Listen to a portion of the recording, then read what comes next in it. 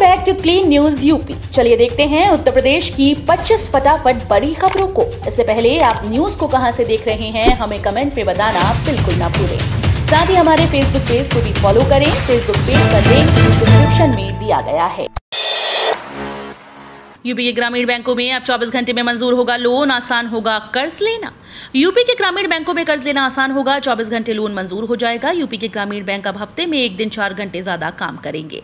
इस बढ़े हुए समय का उपयोग लघु उद्यमियों के कर्ज लेने संबंधी समस्याओं के समाधान में होगा। तय हुआ है कि अब हर शनिवार को सभी ग्रामीण बैंक शाम 6 बजे तक खुलेंगे। इस संबंध में सभी तैयारियां कर ली गई। सभी बैंकों को निर्देश दिए जा रहे हैं कि इसके तहत MMME सेक्टर से जुड़े उद्यमियों को जल्द कर्ज मिल सकेगा। इसमें ODOP से जुड़े कारीगरों को भी कर्ज लेने में सहूलियत होगी। प्रदेश में इस समय 3 ग्रामीण बैंक आर्यावर्त ग्रामीण बैंक, प्रथमा व सर्व यूपी ग्रामीण बैंक हैं। एक बार एडमिशन करवाने पर मिलेगी यूजी और पीजी की डिग्री। 3 अगस्त को होगी प्रवेश परीक्षा। इलाहाबाद विश्वविद्यालय के फूड टेक्नोलॉजी विभाग में शैक्षिक सत्र 2022-23 से नया इंटीग्रेटेड पाठ्यक्रम शुरू होगा। इसके लिए आवेदन भी लिया जा चुका है। इस पाठ्यक्रम में दाखिले के लिए प्रवेश परीक्षा 3 अगस्त को होगी। खास बात यह है कि नई शिक्षा नीति के तहत 5 year integrated UG PG food technology के नाम से पाठ्यक्रम तैयार किया गया है। इसमें 50 सीटों के सापेक्ष प्रवेश होगा। विभाग के प्रोफेसर नीलम यादव ने बताया कि पाठ्यक्रम में मल्टीपल एग्जिट की सुविधा है, लेकिन मल्टीपल एंट्री की सुविधा नहीं है। वाराणसी में CNG नाव के संचालन से प्रदूषण में कमी, नाविकों की आय भी बढ़ी। उत्तर प्रदेश के वाराणसी में गंगा नदी में 500 CNG नौकाओं से न केवल नदी के जल और वायु प्रदूषण में कमी आई, बल्कि घाटों पर आगंतुकों के घुमाने वाले नाविकों की आय में भी वृद्धि हुई। प्रधानमंत्री नरेंद्र मोदी ने अपने संसदीय क्षेत्र वाराणसी में 7 जुलाई को अन्य परियोजनाओं के साथ ही CNG से चलने वाली 500 नाव भी राष्ट्र को समर्पित की थी। गेल के उप महाप्रबंधक NK द्विवेदी ने कहा कि गेल ने अपनी सामाजिक दायित्व पहल के अंतर्गत वाराणसी नगर निगम के सहयोग से पेट्रोल और डीजल से संचालित होने वाली नाव का परिवर्तन कर उन्हें CNG से संचालन के लिए सक्षम बनाया है।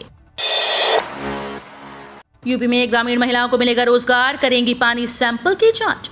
उत्तर प्रदेश की योगी सरकार ने प्रदेश के नागरिकों के हित कल्याण के लिए कई प्रकार की योजनाओं को शुरू किया है। राज्य में योगी सरकार ने ग्रामीण स्तर पर महिलाओं को रोजगार उपलब्ध कराने के लिए एक अनोखी पहल की। प्रदेश की योगी सरकार राज्य में गंदे पानी से बीमारियों की समस्याओं को देखते हुए राज्य में हर घर नल का जल योजना को शुरू किया।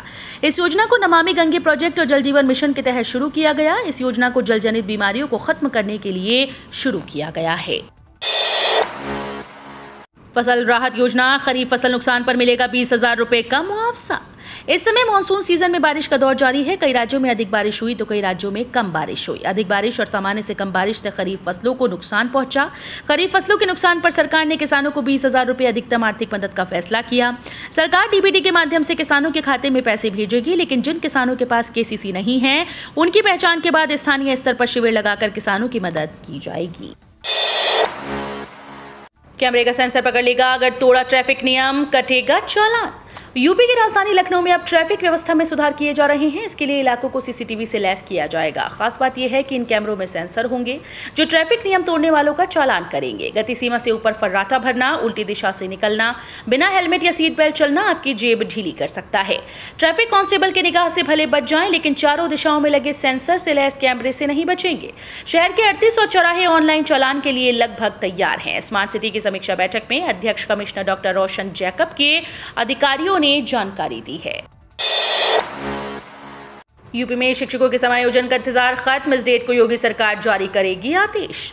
यूपी में योगी सरकार ने राजकीय माध्यमिक स्कूल्स में सरप्लस शिक्षकों के समायोजन को लेकर आदेश जारी होने की डेट घोषित कर दी। शिक्षकों का समायोजन आदेश 16 अगस्त को जारी होगा। माध्यमिक शिक्षा विभाग की ओर से समायोजन की समय सारणी अपर निदेशक राजकीय KK गुप्ता ने शनिवार को जारी की। जिला विद्यालय निरीक्षक 25 जुलाई तक सरप्लस शिक्षकों का चिन्हांकन एवं छात्र संख्या के अनुपात में विषयवार शिक्षकों की आवश्यकता की सूचना संबंधित मंडलीय संयुक्त शिक्षा निदेशक को भेजेंगे। संयुक्त शिक्षा निदेशक 28 जुलाई तक उपलब्ध सूचना का सत्यापन करेंगे। गंभीर बीमारियों से पीड़ित बच्चों के लिए बढ़ेंगे 352 PICU बेड। उत्तर प्रदेश के सरकारी अस्पतालों व मेडिकल कॉलेजेस में गंभीर बीमारियों से पीड़ित बच्चों को भर्ती कराकर इलाज कराना और भी सुविधाजनक होगा। ऐसे बच्चों के परिजनों को अब बेड के लिए इंतजार नहीं करना होगा। प्रदेश सरकार जल्दी अस्पतालों में 352 PICU बेड बढ़ाने जा रही है। इससे एक्यूट इंसेफेलाइटिस सिंड्रोम, जापानी इंसेफेलाइटिस, सांस लेने में दिक्कत, तेज बुखार समेत दूसरी गंभीर बीमारी से पीड़ित बच्चों को भर्ती किया जाएगा। 24 घंटे बच्चों की सेहत की निगरानी होगी। गोरखपुर यूनिवर्सिटी ने बढ़ाई डेट, अब इस दिन भरे जा सकेंगे ऑनलाइन फॉर्म। दीनदयाल उपाध्याय गोरखपुर विश्वविद्यालय और संबद्ध महाविद्यालयों में ऑनलाइन परीक्षा फॉर्म भरने और परीक्षा शुल्क जमा करने की तिथि बढ़ा दी गई। अब 30 जुलाई तक फॉर्म भरे जा सकेंगे। परीक्षा नियंत्रक राकेश कुमार ने बताया कि स्नातक स्तर पर बीबीए, बीएससी कृषि के द्वितीय सेमेस्टर के भूतपूर्व अंक सुधार बैंक पेपर के लिए अहर छात्र और बीबीए, बीसीए, बीएससी कृषि चतुर्थ और षष्ठम सेमेस्टर के संस्थागत भूतपूर्व अंक सुधार बैंक पेपर के अभ्यर्थी अब 30 जुलाई तक फॉर्म भर सकेंगे। गोरखपुर से लखनऊ के लिए गोमती नगर पैसेंजर ट्रेन फिर हुई चालू। 8 अगस्त से एक्सप्रेस 1 चलेगी। गोरखपुर से लखनऊ आने जाने वालों के लिए अच्छी खबर है। कोविड काल में बंद हुई गोरखपुर गोमती नगर पैसेंजर ट्रेन अब एक्सप्रेस बनकर चलेगी। इसकी मंजूरी रेलवे बोर्ड से मिल चुकी है। इस ट्रेन को 8 अगस्त से रोजाना गोरखपुर से गोमती नगर तक चलाया जाएगा। इस ट्रेन में टिकट्स की बुकिंग भी शुरू हो गई है। सहूलियत यह है कि ये ट्रेन गोरखपुर से दोपहर में छूटेगी। इस समय सिर्फ आम्रपाली को छोड़ दें तो लखनऊ के लिए कोई ट्रेन नहीं है। ऐसे में ये ट्रेन यात्रियों के लिए काफी मुफीद होगी। गांव में सुविधा लागू। मृत सफाई कर्मी के आश्रितों को मिलेगा मुआवजा, पंचायती राज विभाग देगा। प्रदेश के ग्रामीण इलाकों में सीवर सेप्टिक टैंक की सफाई करते हुए मृत्यु का शिकार होने वाले सफाई कर्मी के आश्रित को क्षतिपूर्ति अब राज्य का पंचायती राज विभाग करेगा। अभी तक ग्रामीण इलाकों में ऐसी कोई व्यवस्था नहीं थी, मगर सुप्रीम कोर्ट के आदेश पर प्रदेश में ये नई व्यवस्था लागू की गई। देश की सर्वोच्च अदालत में इस बाबत दायर याचिका में कुछ एक मामले दर्ज करवाए गए, जिनमें सफाई कार्य के दौरान मैनुअल स्क्वेंजर की मृत्यु ग्रामीण इलाके में हुई और उनके आश्रित को कोई क्षतिपूर्ति नहीं मिली। कानपुर में मानसूनी बारिश के लिए करना होगा लंबा इंतजार। कानपुर जिले के लोगों को अब बारिश के लिए अगले 72 घंटों या अधिक समय का इंतजार करना होगा। दरअसल मौसम विभाग की माने तो मानसून की टर्फ लाइन मध्य भारत की ओर खिसक जाने से ऐसा होगा। वहीं यूपी के अन्य जिलों में बारिश के आसार बन रहे हैं। मानसूनी बादल घेरने से 5 से 6 दिन तक बरसात होती रहेगी। चंद्रशेखर आजाद कृषि एवं प्रौद्योगिकी विश्वविद्यालय के कृषि मौसम वैज्ञानिक डॉक्टर SN सुनील पांडे ने बताया कि जुलाई माह में मध्य बंगाल की खाड़ी में एक के बाद एक बनने वाले निम्न दबाव के क्षेत्र पश्चिम दिशा में बढ़ते हुए मध्य भारत को प्रभावित कर रहे थे। रसोई गैस पर सब्सिडी घटाकर सरकार ने बचाया 11,654 करोड़, इन्हें मिल रहा है लाभ। केंद्र सरकार अब सिर्फ उज्ज्वला योजना के लाभार्थी को ही रसोई गैस सिलेंडर पर सब्सिडी प्रदान कर रही है। अन्य उपभोक्ताओं के लिए रसोई गैस सिलेंडर पर सब्सिडी समाप्त कर दी गई है। सरकार ने वित्त वर्ष 2022 में रसोई गैस सिलेंडर पर से सब्सिडी को घटाकर बड़ी राशि बचाई। वित्त वर्ष 2021 में केंद्र सरकार ने 11,896 करोड़ रुपए की सब्सिडी दी। वहीं 2022 में ये रकम घटकर 242 करोड़ रुपए आ गई। इस तरह सरकार ने सिर्फ एक वित्त वर्ष में 11,654 करोड़ रुपए की बचत की है। IRCTC तेजस के यात्रियों को देगा पेनल्टी। 700 यात्रियों को 250 रुपए के हिसाब से चुकाना होगा मुआवजा। लखनऊ अमौसी रेलवे स्टेशन पर OHI यानी ओवरहेड इलेक्ट्रिक लाइन टूटने से तेजस समेत 47 ट्रेन बाधित हुई। ये ट्रेन शुक्रवार रात से शनिवार तड़के तक करीब 6 घंटे तक प्रभावित रही। इसका असर शनिवार सुबह तक ट्रेन पर पड़ा रहा। इस दौरान तेजस एक्सप्रेस भी अमौसी में 3 घंटे खड़ी रहने के बाद डीजल इंजन से लखनऊ पहुंची। ट्रेन में 700 यात्री सफर कर रहे थे। IRCTC नियम के मुताबिक हर यात्री को 250 रुपए का मुआवजा देगा। IRCTC यात्रियों के दर्ज मोबाइल फोन नंबर पर मुआवजे का दावा करने का लिंक भेजेगा। कांग्रेस ऑफिस में बीजेपी के झंडे मिलने पर गहराया विवाद, जांच की मांग। यूपी कांग्रेस के लखनऊ स्थित मुख्यालय के एक कमरे में बीजेपी के झंडे मिलने से हड़कंप मच गया। पार्टी नेताओं ने इसे साजिश करार देते हुए जांच की मांग की। जिस कमरे में झंडे मिले हैं अभी सोशल मीडिया का दफ्तर है। पहले वहां यूथ कांग्रेस का कार्यालय था। लखनऊ के मॉल एवेन्यू स्थित यूपी कांग्रेस के 2 मंजिला मुख्यालय में दूसरे तल पर सोशल मीडिया का कार्यालय है। इस कार्यालय के एक कमरे में ही कुर्सियों और सामने की डेस्क पर भाजपा के झंडे पड़े मिले। इसका वीडियो वायरल होने के बाद पार्टी में हड़कंप मच गया। जल्दी से बना ले दस्तावेज, नहीं तो सस्ता राशन लेने में आएगी दिक्कत। भारत में सरकार की ओर से लोगों के लिए कई तरह की योजनाएं चलाई जा रही हैं। इन योजनाओं के तहत सरकार की ओर से गरीब लोगों को मुफ्त या कम कीमत में राशन भी उपलब्ध करवाया जा रहा है। वहीं राशन कार्ड के जरिए गरीब लोग आसानी से कम कीमत में राशन ले सकते हैं। राशन कार्ड में परिवार के जिन सदस्यों का नाम शामिल है उनका राशन आसानी से हासिल किया जा सकता है। हालांकि अगर कुछ दस्तावेजों की कमी रहती है तो राशन लेने में समस्या का सामना भी करना पड़ सकता है। बता दें कि कोई भी व्यक्ति जो भारत का वास्तविक नागरिक है वो राशन कार्ड के लिए आवेदन कर सकता है। नाबालिग यानी 18 साल से कम उम्र के बच्चों को उनके माता पिता के कार्ड में शामिल किया जाता है। यूपी का विकास और कानून व्यवस्था बनेंगे भाजपा के मिशन 2024 फतेह की वजह। देश की राजनीति में अहम भूमिका निभाने वाले राज्य उत्तर प्रदेश में पिछले दिनों बुंदेलखंड एक्सप्रेसवे के लोकार्पण के समय प्रधानमंत्री नरेंद्र मोदी कानून व्यवस्था और विकास कार्यों पर जोर देकर संकेत दिया था कि 2024 के लोकसभा चुनाव में भारतीय जनता पार्टी इन्हीं दो अहम मुद्दों को लेकर जनता के बीच जाएगी।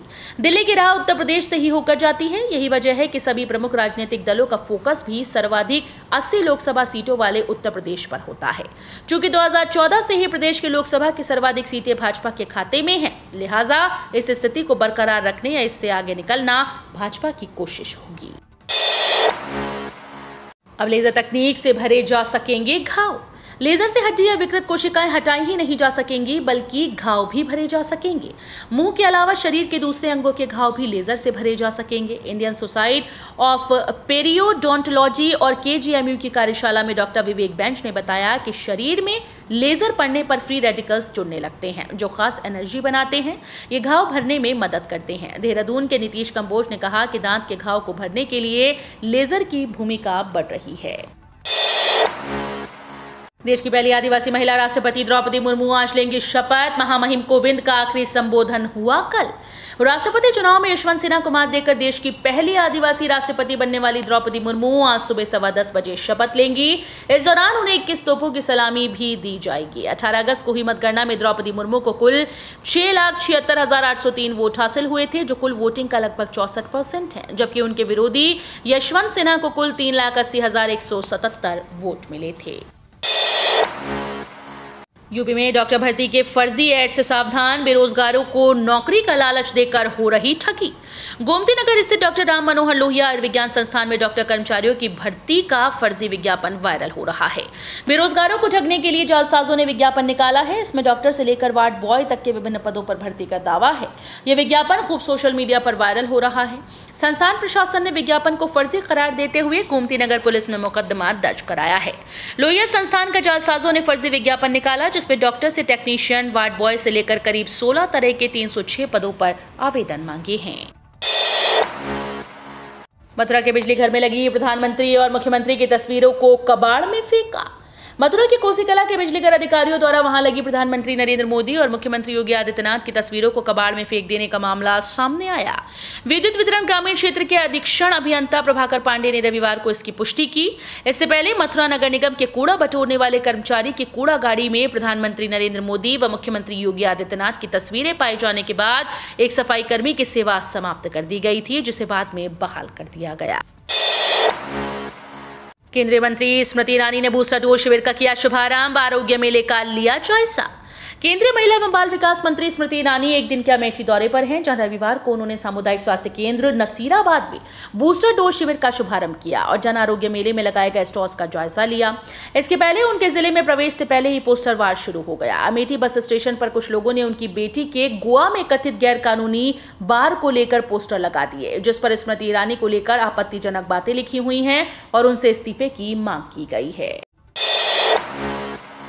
विश्व एथलेटिक्स चैंपियनशिप में 19 वर्ष के पदक के सूखे को खत्म करने वाले नीरज चोपड़ा को सीएम योगी आदित्यनाथ ने बधाई दी। टोक्यो ओलंपिक में एथलेटिक्स की जेवलिन थ्रो स्पर्धा में स्वर्ण पदक जीतने वाले नीरज चोपड़ा की सफलता का सिलसिला जारी है।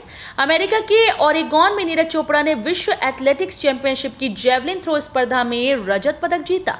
उनकी सफलता पर मुख्यमंत्री योगी आदित्यनाथ ने उन्हें बधाई दी। मुख्यमंत्री योगी आदित्यनाथ ने आज कहा कि विश्व एथलेटिक्स चैंपियनशिप 2022 के जेवलिन थ्रो में रजत पदक जीतकर भारत का मान बढ़ाने वाले नीरज चोपड़ा को मेरी तरफ से हार्दिक बधाई है।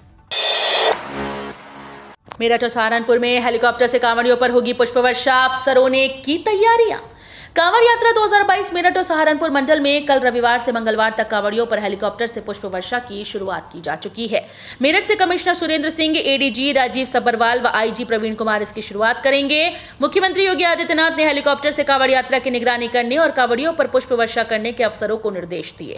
मेरठ, बागपत, गाजियाबाद में विभिन्न स्थानों पर कांवड़ियों पर पुष्प वर्षा होगी। सहारनपुर मंडल के शामली में कांवड़ियों पर पुष्प वर्षा की जाएगी।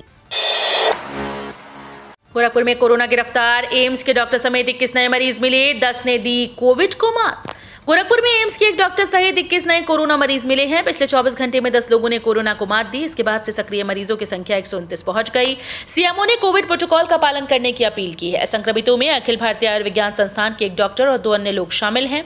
इनके अलावा विजय चौक के 85 वर्षीय व 68 वर्षीय बुजुर्ग की रिपोर्ट पॉजिटिव आई है। वहीं कौड़ीराम में एक ही परिवार के 3 लोग संक्रमित पाए गए।